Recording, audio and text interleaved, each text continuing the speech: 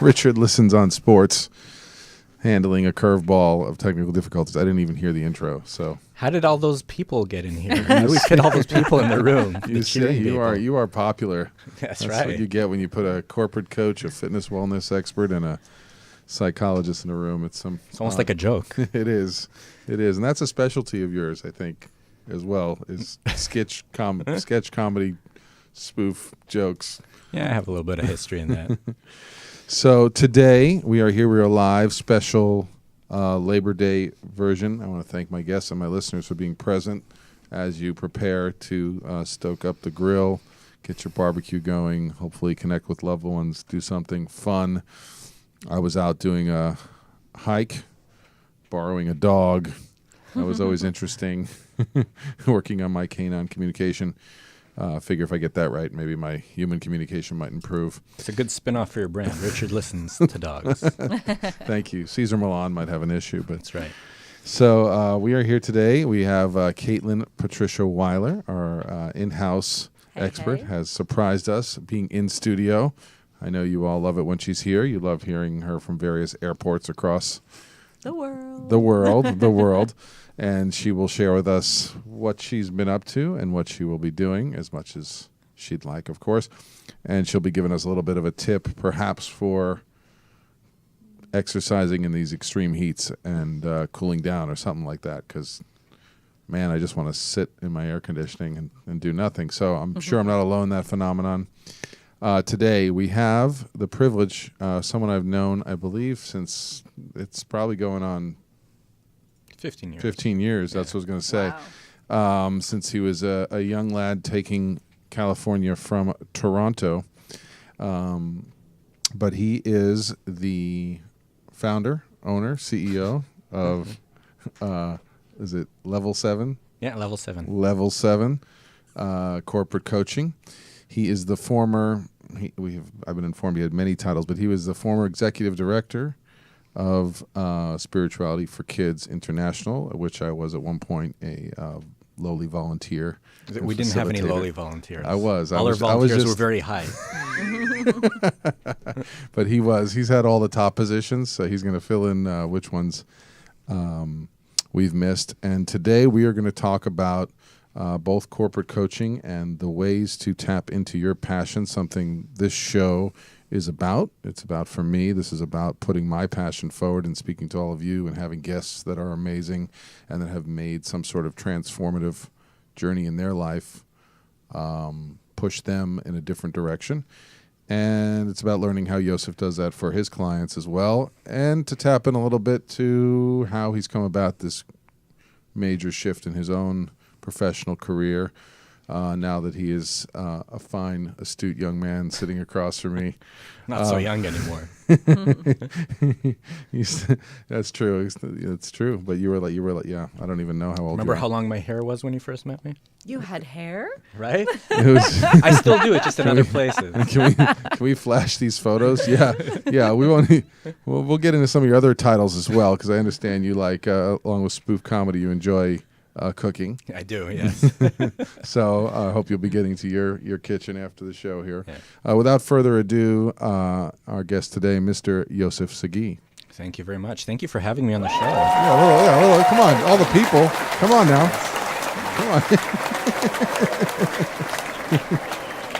Caitlin with the golf applause.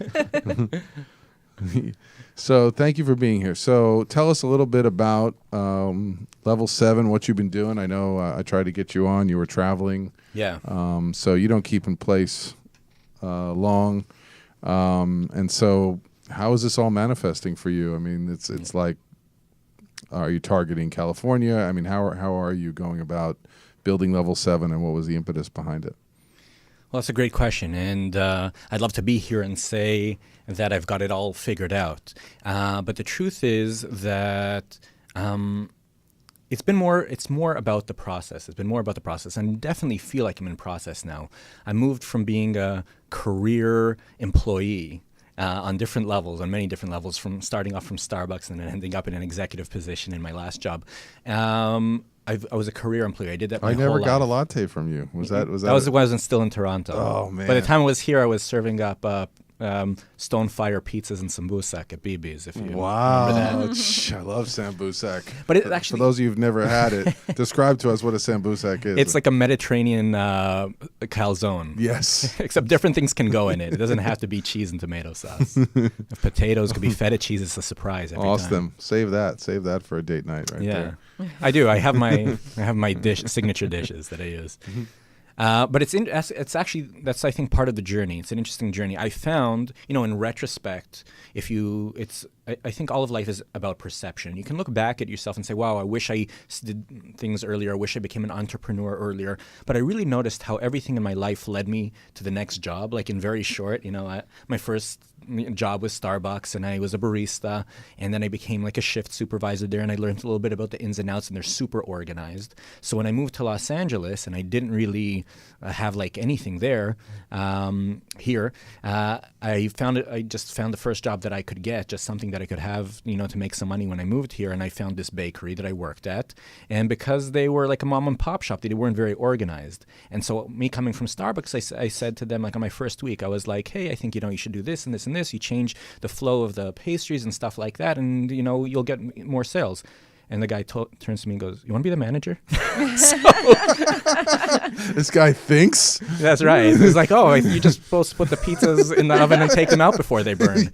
But Does this mean I could be here less and you could take over more? Wow. that's exactly what happened. So I became the manager, and which led me right into my next job, where I was doing property management, because now I've developed all these management skills from my job in the restaurant. So I became a property manager, but in some of the more challenging neighborhoods in LA, like in Watts and South Central. That's where I was managing different properties. And that sort of gave me an eye to see, I grew up in Toronto. It's one of the safest, cleanest cities.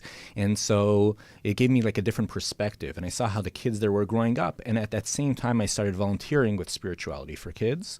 And But that must have been a little bit of a shock, like to go from Toronto to inner it city was, LA. but you know what? I just didn't know better, and I was just doing my job. But it was heartbreaking, because I've always had this, even before I became a coach, I've always had this nurturing side, and I was trying to coach my tenants from making bad mistakes. But their bad mistakes were things like, hey, don't let this drug dealer into your life. Hey, don't get involved with this person or that other person in the building, because then what are the repercussions? I had a lady who lost her apartment, lost her kids, lost her job, all within the span of a month because she let the wrong person into her life. And I tried to coach her out of it, but it just wasn't, And this is a key point, right? Because you have, we always talk about people, their professional accomplishments, right? Yeah. But the whole person, you have how many siblings? I'm the oldest of 8. Oldest of 8. Yeah. All full siblings? No, me and my sister are full. I have 2 stepsisters and 4 half siblings. So you were coaching the whole family. Yes, that's basically. I didn't realize you were the oldest. I'm the oldest. You can't see that I have a complex around that. No, but I think that's when I met you. There's a lot of management skills that go into, there's probably a lot of, chaos and other things that it causes too, and having to go out and create your own path in a certain way because the attention needs to be divided, I'm sure. Mm-hmm. But I wonder how much of that like nurturing and coaching side came from having siblings. I think it comes from there. And the truth is, I think that if you're really tapped in to yourself, then you notice that everything that happened to you in your childhood, all those things that we call traumas, you're a psychologist, you know this, all those things that we call traumas, and those things that you work so hard to help your people, your clients work through, those are on the flip side. They're what have set us up with all of our skills and all of our gifts and everything that we're meant to do. And for some reason or another, as a child, I had a period where I was like very resentful and regretful. I didn't feel like I had a childhood because I was busy taking care of other people in my life. I'm the oldest too. You're the oldest too. I feel that too. Not for 8 though, man. No, I wasn't. It was less with the siblings. It was it happened more in other ways. But I felt like I really missed out on a childhood, and I was resentful for that for a moment. But I realized that that's what built me up. I went and I got my coaching certification and the diploma and all that, but I didn't need that to do what I did. I had those skills built in. I couldn't do anything but what I'm doing because of the way that I was raised. And when I understood that as big part of the big picture, it gave me a lot of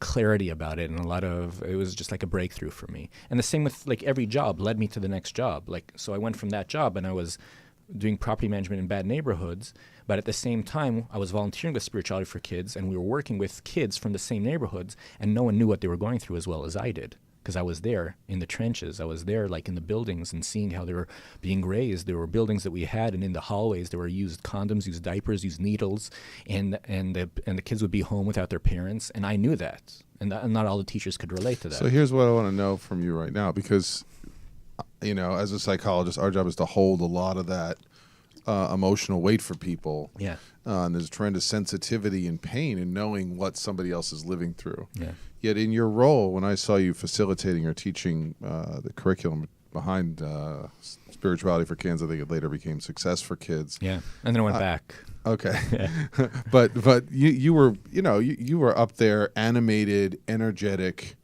you know, you don't really seem to hold that pain, you know. So how do you make that shift, or how do you help your other, you know, your clients turn that kind of knowledge about who they're trying to help, and turn it into fuel rather than kind of a source of sadness or I must have been hiding it really well back then. Because back then, because do you ever really fully lose that piece? Because that's part of your motivator in a sense. I related to so much that you said about, well, both of you have feeling like maybe you didn't get so much of a childhood, because when I was 5, I started being a caregiver for my father, who was a quadriplegic. So I can relate to your journey in that you travel so much and you've been through all these jobs to transition to become who you are now. And I've done that just as we came in, we had this chat before the show started, and it just hits home because it is about the journey. And that's really like set in with me this last year, especially, of like looking at, I couldn't possibly be doing what I am today if it wasn't for the adversities and the struggles and all the different things that I went through. I just wouldn't have the same skill set. Yeah. No, and that's it, absolutely. And sort of to also what you were saying before, the pain, especially back then, I carried it, actually. I'm, if you believe in astrology, I'm a Cancerian. I have 6 sisters. I was around a lot of emotion my whole life. So I always grew up very empathetic, and I wouldn't actually just feel the pain all the time. And I would go home, I was drained all the time. And even when I left that and I started coaching, I was the same way. And then I had a switch that sort of came on for me when I started coaching, and I realized, wait a second, I'm not fixing people. In fact, people aren't broken. There's nothing wrong with anybody. And it was like a huge shift for me. And when I realized that I don't need to fix people and people aren't broken and I'm just facilitating their self-exploration and their own growth process, that just mental shift created a tremendous amount of levity for me. And I didn't carry that same weight. Actually, I would come out of my sessions energized instead of heavy and weighted and now having to recharge myself. Now my sessions recharge me. So it's not that I don't feel the pain, and actually, I feel it, but less from a place of sympathy or even empathy, but more from a place of compassion, of really going in there, and I think that compassion actually helps to re-energize us. Or coming from a place of strength, right? A strength from within that you can now use it to help other people. Absolutely. And that's so important because you don't just transmit what you say or the advice you give or how you lead the people through what you do. You transmit your beingness in your conversations with people.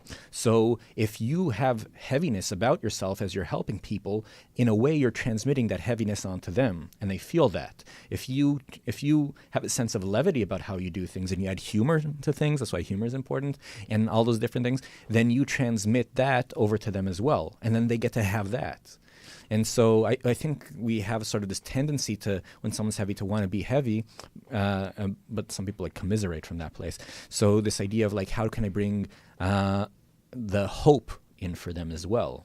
So not just the understanding, which is important, and the sympathy and all of that, but how can I bring in the sense of hope, the sense of optimism into what they do as well? I have to be that for them to be that. Yeah, this is a really key point, and I think that gives purpose to the coaching work, is creating the hope. But Peter Levine, I've introduced on the show, the author of Somatic Experiencing and the major philosophy that I use in my work, often talks about the need for the nervous system to kind of be able to fluctuate between parasympathetic, resonant, and these states of activation, stress, traumatic, things like that. So the thing is, I think there's always this feeling of if they go into that dark feeling, Yeah. Well, I want to get them to feeling good. Right. Right. I think that would like became my identity is like, oh, I just want to make you feel better. Yeah. I want to put the rose, but at least you're trying, but at least you're fighting against your environment. And the thing is that it's not trusting that within that dark place, that painful place, I don't want to go, but the painful place is the clarity you're talking about, that helping somebody feel supported in that place or learn new skills from that place of what was once painful gives them then their own, direction forward and their own sense of understanding about what that pain means to them or why it's come to them. Because sometimes it's not a new pain if you've been in an environment like you're talking about, or the case of people who come to me and they say, well, I haven't had anything traumatic happen in my life, but let me tell you what's happened to my parents or to my culture. Yeah. And people are holding all of that, and they don't understand why it's affecting them. They kind of feel like shameful, like what's wrong with me? I should be fine. Why? Right, because from our adult selves, we look at what happened to us in our childhood and we compare it to other people and we go, it's not that bad. But when you go to a child's perspective, for them getting a lollipop taken away is traumatic. And that's what gets stored in them, is that emotionality gets stored in them. And so your adult self is like, well, that's silly. But and that's actually something I struggled with, because I'm like, I didn't have such a bad childhood. My parents got divorced, but so do like 80% of all parents. So like, right, depends how you feel about it. Like, so what's the big deal? Like I thought, well, what's the big deal? But when I really took a look at it from the perspective of my child, my inner child, and what my inner child suffered through, and every time I tell him, oh, that's not a big deal, it's like I'm not validating that child's feelings. It's like the same thing that happened in my childhood. I'm not validating my inner child's feelings by saying that's not a big deal, or by rationalizing why when people are offensive to me, or when people are flaky on me and stuff like that, and I rationalize their behavior, I'm not validating my child's behavior, which is my emotional self. So he keeps acting up. And no wonder I get frustrated and angry or depressed or the other things that go on, because I'm not validating those emotions. And I think that's what happens to a lot of us. We want to be like high performers, and so we want to be good examples, so we don't show that vulnerability.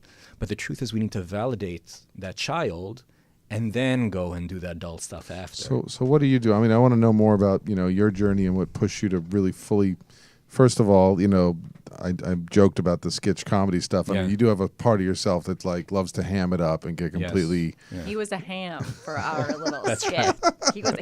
You wore my shirt. Remember? That's right. We had him in the outfit and everything. I'm surprised it fit me. It did. He really was a ham. Yes. So what? I mean, but seriously, like you could totally run with that profession. I mean, you seem to really love being in the soap opera star role. Like what's what stops you from? And when I moved to LA, that's what I thought I would be doing. I moved to LA when I was 20, and I thought I was going to be an actor. And actually, I went to an astrologer at the time, and she was like, "There's two things you could do with your life," and I didn't tell her anything. She goes, "You can be an actor, or you can be a teacher." I'm like, "Yeah, of course I want to be an actor." And what did I end up being? Teacher. Teacher, exactly. So sometimes we make plans and the universe laughs, right?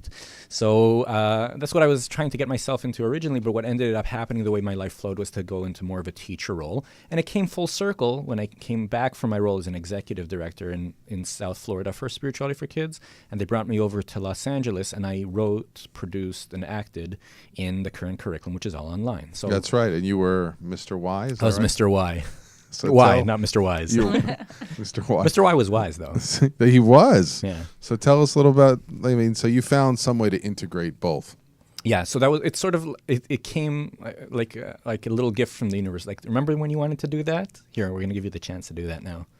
So that was really nice. And I got to work on 2 whole projects. There was a team of us that worked on it. We did it twice. We basically produced 2 full feature-length movies, like in terms of the length of what we did, with 0 experience in the industry. And we did a pretty good job, I would say. So it's something... Talk about learning things and learning new skills. Talk about building the plane as you fall, right?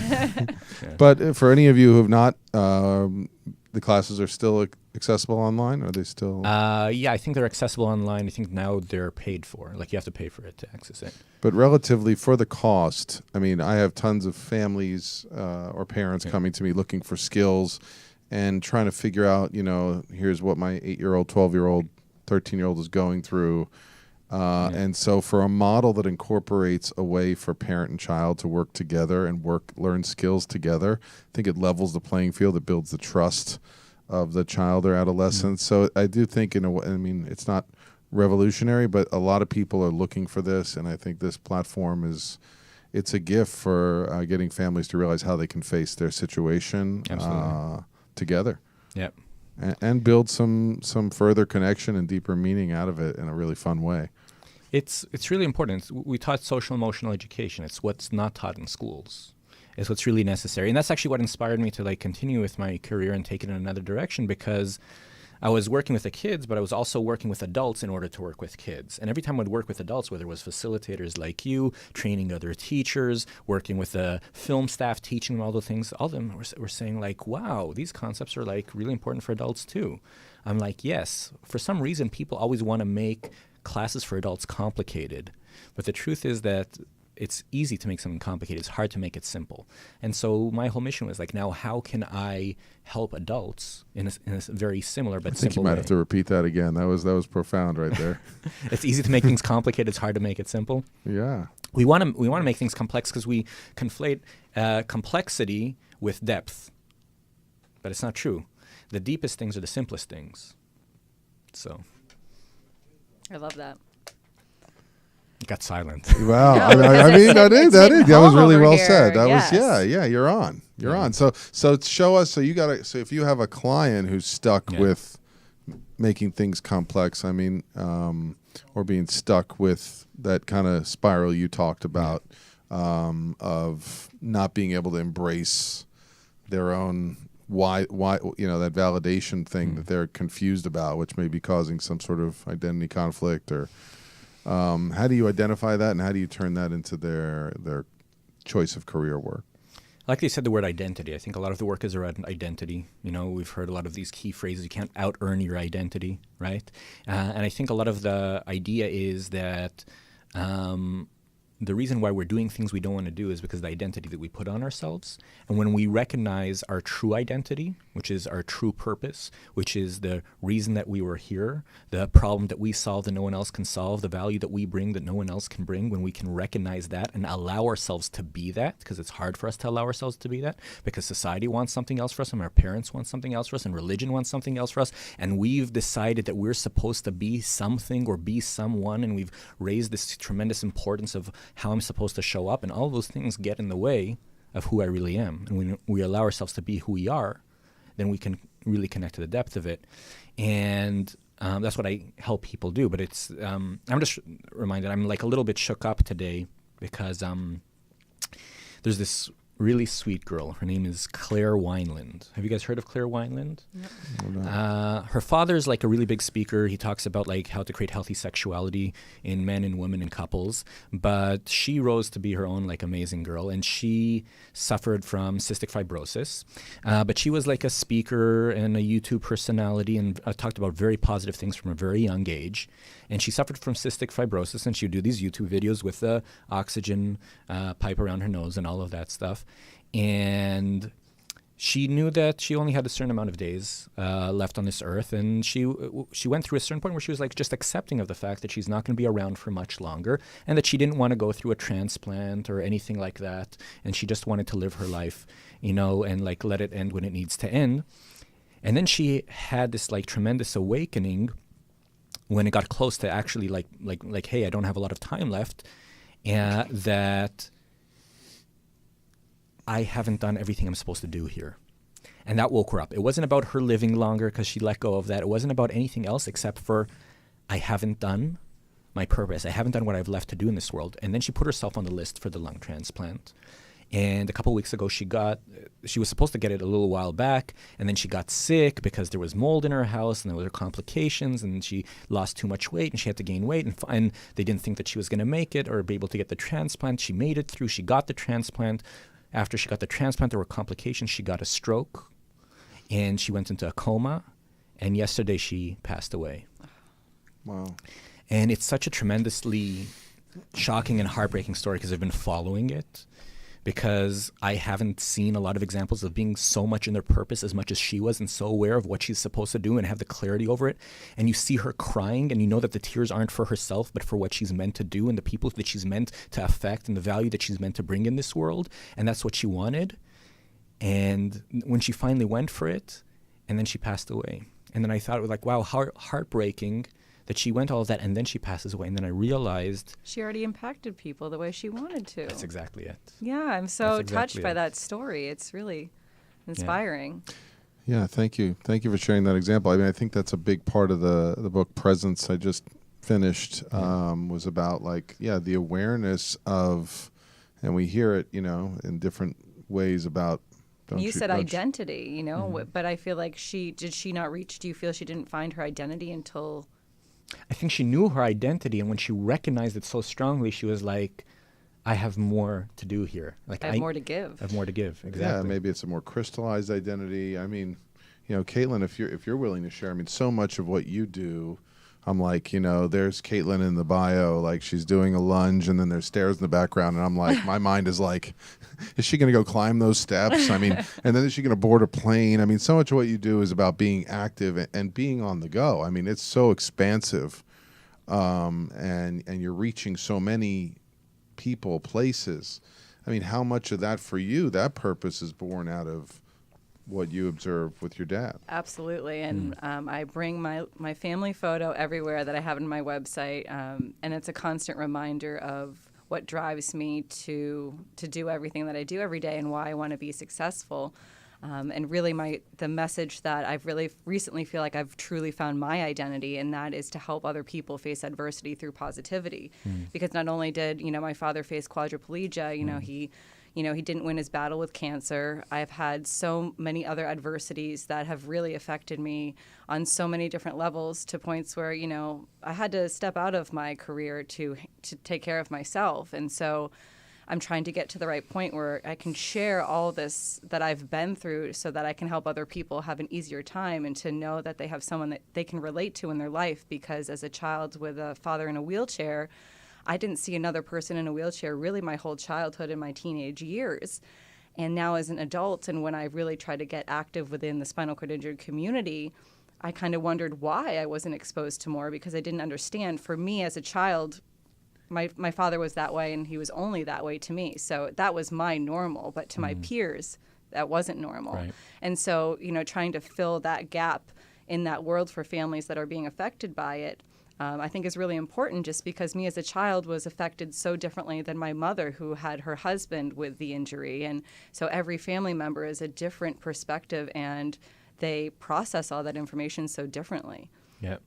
And your courage and your empathy for that experience is what I think initially caused you to reach out to Peter Sobey, my former co-host and inspiration for this show. So it's like amazing. And I remember his voice of being like, completely excited that somebody had found him who, understood a little bit. And finding him, like, he even kind of looks like my father. So it's just, he's such a gem and such a good friend in my life, and always so inspiring, because compared to so many other people I know, he does like 10 times the amount that a normal person can do. It's like, how does he find time to do all these things? And not only are you inspiring for facing your adversity, but it's like all the other millions of things he piles on top of being the incredible man that he is. That's amazing. But the fact that you had the courage to step out into that risky, vulnerable place because you have that sensitivity. I mean, that's the gift you're talking about, right, Yossef? That there's this quality. We had a connection without even really speaking words to each other. It was like the universe seriously brought us together. As some people might think that's silly to say, but I don't doubt that. There's so many experiences I've had with Peter that he's a lifelong friend, and I feel like I've known him in another life or something like that. Yeah, well, he's an amazing individual, but the fact that, we're talking about how early life, maybe traumatic type situations, then develop these deeper reservoirs of skill, and in just the simplest essence, helps you to understand somebody or to support them in a way which then you don't even know how you've impacted them. Right. I think when we first met, we had a dinner, and I think we cried through the whole thing, both of us. But good tears, of course. Totally. So You have this tremendous quality, Richard, of like, he's putting the mic back on me. No, because look at you, like you've become like, you've got this tremendous like quality of empathy, and the way that you're connecting to her story, I can see like how your emotions are welling up, and it's like coming up. You really feel people. You can't do anything but what you're doing, and the reason that you attracted Richard into your life is again because of your beingness of who you were. When we're inauthentic, we'll attract things that are inauthentic to us, and then we get upset why it doesn't work out. When you're authentic, then you attract what's meant for you. I actually just what's meant for you will be for you when you are who you're meant to be.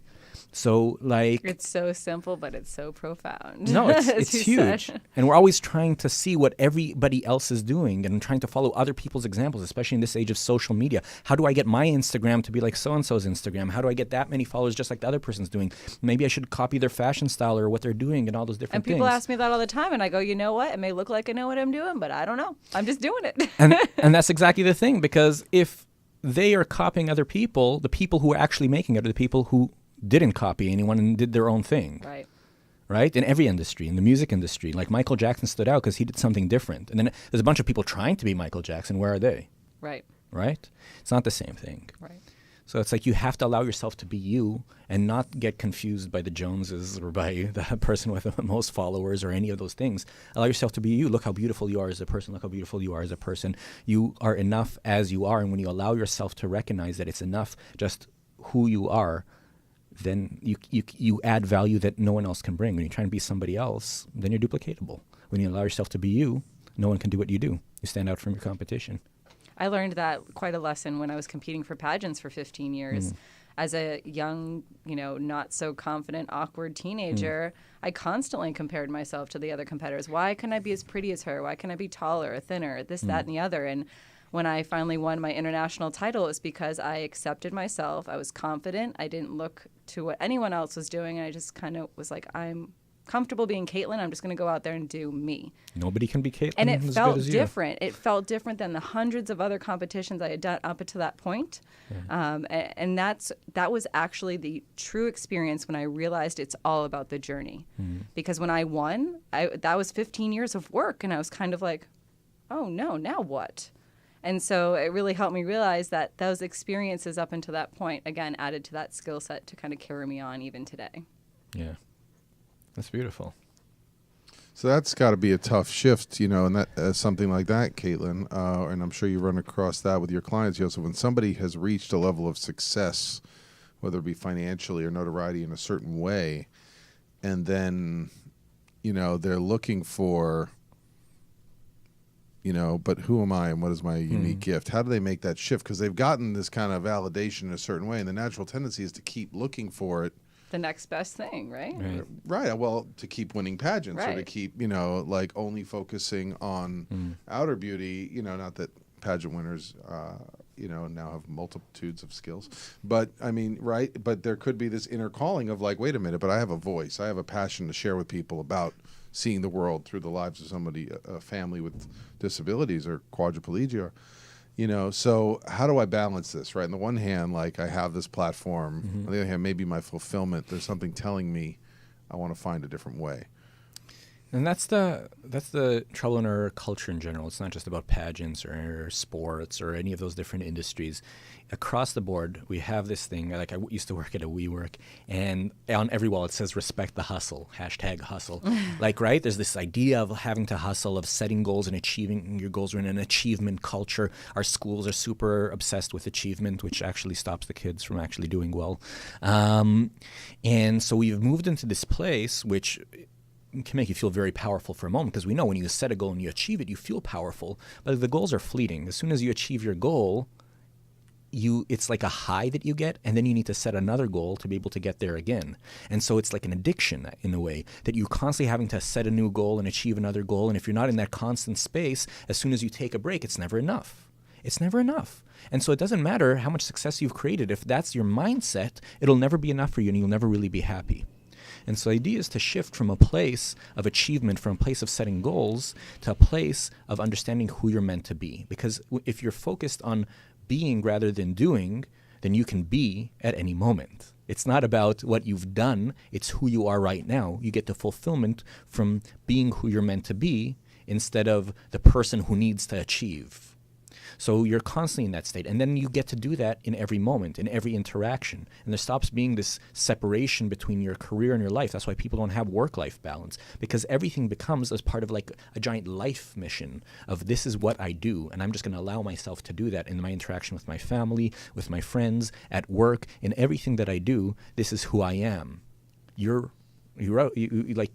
branded this, Richard listens. That's who you are. It's a part of who you are. You're a listener. It's not just your career. It's who you are, right? So the more that you can delve into the depth and really recognize who you are and allow yourself to be that all the time, guess what? Your clients will come to you, because the people who need what you have to offer, when you're clear about what you have to offer, and you're so clear about how it has to be you and only you, not from a place of ownership or control, from a place of just claiming and knowing yourself, then those people will have to work with you. And see, this is my free coaching session right here. No, I was going to say, well, what if someone doesn't know what that is? How do they figure that out? Well, first of all, you can find me at we're going to plug. Yeah, that's part of it. That's part of it. But for everyone who's listening, watching at home, you start knowing yourself from starting to let go of everybody else's opinions. You start having to detach yourself from groups. You have to detach yourself. That doesn't mean you don't love your family, but you detach yourself from their family and their opinions. You detach yourself from your friends who are constantly telling you what you can do and what you can't do. And if you really look at your friends, do you really want to be in the situation they're in most of the time? Or are you looking to go to the next level? They're limiting themselves and they want to put those limits on you. You want to detach yourself from any system of thought, political, religious, spiritual, any type of system that holds you back and puts limiting beliefs on you. And when you detach yourself from everybody else's opinions, it's going to be a little bit scary because it's a bit lonely in that space. But when you allow yourself to be lonely, and when you allow yourself to be in the scary place, in the confusion, in the potential like failure of not knowing, when you allow yourself to be in that, you discover something on the other side of that. Which is yourself in the kitchen. Yeah. Yeah. Is this what grew the Naked Chef? The Naked Chef thing is a hereditary title from my father that I just picked up. But in all seriousness, I mean, yeah, there's something. I appreciate you saying that, because so many of my clients, when I come in, they finally give themselves, and it's this constant fight of what's expected from them, what are their parents telling them it should be, what is the logical next step, where do they make more money to survive in Los Angeles. And when I can finally get to what they're passionate about, and I can shut my own brain off to say what they're passionate about, it does not matter if it needs my approval either, just because they've come to see me. That's actually something, too, that I've told myself recently, that I need to stop like almost getting approval from other people. Mm-hmm. That I found I finally noticed myself asking, like, what do you think if I do this? Right. Before actually doing something. And I'm like, why do I do that?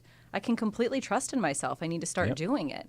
Who knows better than you what's best for you? Exactly, yeah. But I don't know why. Just it took me some time to really. Well, it's useful if you can develop a few mentors or close friends who know you well, I think, and that can kind of help you in staying on this path towards authenticity. I think having a coach or a therapist or close friends or training buddy. I mean, I think some people kind of reflect back to you, keeping right, you or even true. Like I feel like family, because you've grown up with them. That I find that too. That sometimes I look for someone like a mentor that just kind of doesn't have that whole part of my life, maybe, that just knows me for me and can kind of give more of like a baseline, like opinion, instead of saying, yes, I think you should do this. Or it's not black or white, because everyone's family relationship is different, and if we're busy trying to please a parent figure or fit into the mold, then we might not choose what we want for ourselves. So we're trying to please our family. That's right. So this inner work of looking at, right, am I happy? And if so, like, right, for me, it was I'm doing what my degree and title have aligned me to be, and where I can make degree of success. On the other hand, I mean, at least by my parents' standards, right, 6 figures in benefits from the county of Los Angeles, how can you ever walk away? People really looked at me like I was crazy. And in a way, it was a great experience, because I had to go, like Yossef said, it was really lonely to go and be like, every day, am I supposed to go back there? Like, I was waiting for someone to come and wave some sort of sign at 7:30 in the morning, get in my car, and every day I'd be like, no, you have to create this structure for yourself. And so it continues to be the struggle. It continues not to be easy, and that's why every time I sit down here with in the studio with guests like yourselves and co-hosts, I'm inspired because it's like, well, this is where I need to be, and this is feeding that process of getting deeper into passion, curiosity, connection. And that's why we always joke, like, we should really have the camera on 10 minutes before and 10 minutes after, because the conversations that you two are having, like, it's instantaneous. Like, we should just go out of here and brainstorm on how to create a project or a company to help the world, because the people that come together who are trying to share their voice, their vision, their passion, their journey, it's expansive. So for anyone who is a barista or making a sambusic or a calzone, if you're on the East Coast and you're like me and you're waiting 4 tables at restaurants at 4 different places, getting your inspiration, having your ideas, looking for people to bounce creativity off to create your side hustle or whatever it may be. Maybe initially you can't go and launch your whole full-time career, but I'm a big fan of, start where you're at. Yeah. One thing I've recently gotten into is trying to write a lot more, and I've had a morning ritual where I write in a gratitude journal, and that's something I've been doing for, I want to say, almost 5 years now. But I've really tried to focus this last month on mindfulness, and just sometimes even if I don't know what I'm going to write, let me just open the book and write and see what happens. And lately a lot's been happening, and been kind of a little bit of a hermit and not really being social because I'm kind of working on what's inside. And so I'm kind of inserting that as this week's fitness wellness tip, that we don't always need to work on, our athletic body or our strength, that our emotional and that part of us is so important to keep healthy. And I don't know, Yossef, if you have any, advice to give our listeners about, mindfulness. Yeah, I think that's sort of like the next step after, like, you start detaching yourself from other places. Mindfulness is a lot about awareness, is you want to increase awareness of your experience. And being in the moment. Which in a social media world can be very difficult. It's tough, right? It's tough for us. We're always thinking either about what we did wrong in the past or what we want to do in the future. And then we have worries and anxieties about both of those different things. And it's hard you can't outthink your thoughts. It's like literally it's impossible, because you have thoughts and you have negative thought patterns. And so what happens is you try and think yourself out of them, but you're using the problem maker to try and solve the problem. So you can't do that. So in order to get sort of like out of your mind, you got to get a little bit more into your body. And that's what mindfulness is about, is just being aware of the experience. Because the truth is, if you really think about it, the truth is that the only thing that we know for sure is that we're having an experience. Everything else, you can't know anything for sure. Science tries to prove things and always disproves itself. You have different religions saying different things. Nobody agrees with each other. How can they all be true, right? Different spiritual systems say different things. Is there a God? Is there not? You can't prove or disprove God. You can't prove that anything particular is true. But there's one thing that I know is happening, is I'm having an experience.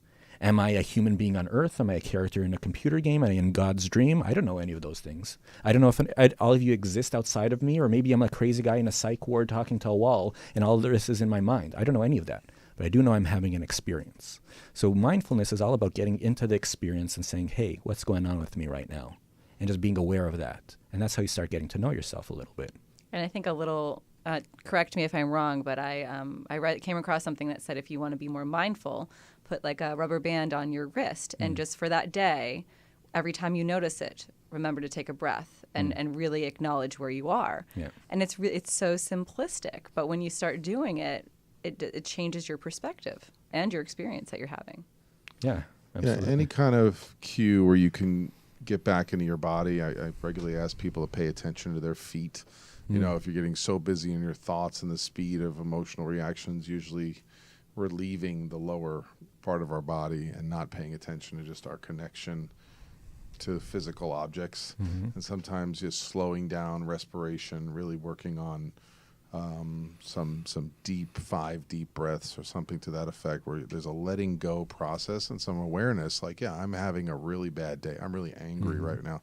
Or you can describe the process rather than continuing the kind of reactionary cycle.